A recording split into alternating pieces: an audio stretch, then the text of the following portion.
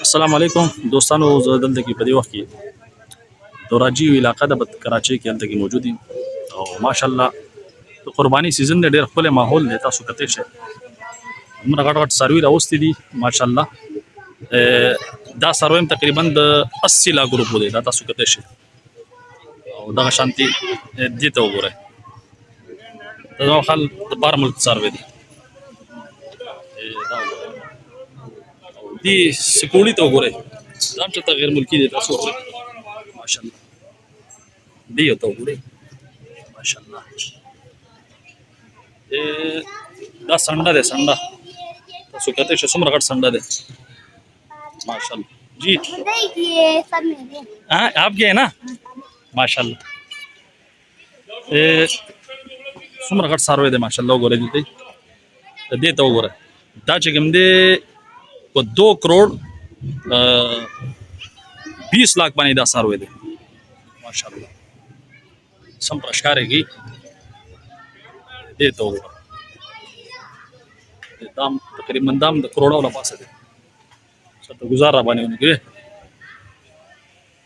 دا وګوره ماشاءالله. دا ټول څاروي چې کوم دي تقریبا کروڑ ته نږدې دي یا د کروڑ له پاسه دي. همدا غټ غټ څاروي دي، ډېر ښایسته ښایسته څاروي دي ماشاءالله. وګورئ ماشاءالله.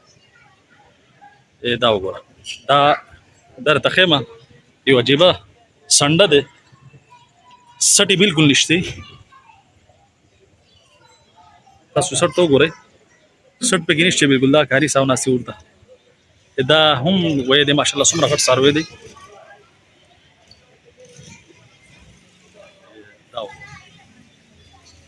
ډېر بهترین غویان دي ماشاءالله. لیکن اصل مقصد دغه دی، د کروڑو څاروي دي، لیکن د دې چې کوم اصل مقصد دی هغه دغه دی، دا یو کس اخیستي دي، دا د یو کس څاروي دي.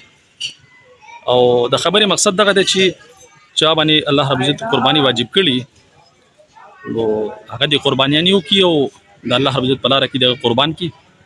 دا عمل الله رب عزت ته د اختر په ورځ باندې ډېر زیات خوښ وي، صحیح ده. لیکن رای دګلای پکې نه ده پکار، سمجھ کې خبر راځي. یو کس داسې چې په کروڑو مال راولي لیکن رای دګلای پکې کې خلکو د پاره نو داسې عمل الله ته خوښ نه وي، صحیح ده.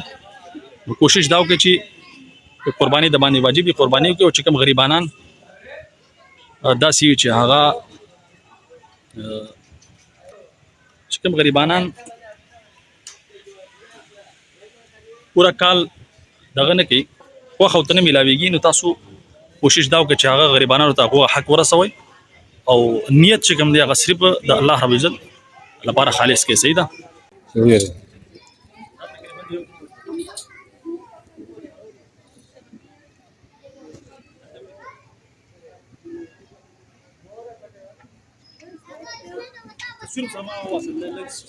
تصویر نو ویډیو شروع ده ته وګورئ،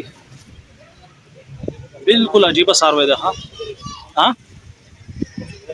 دې که نه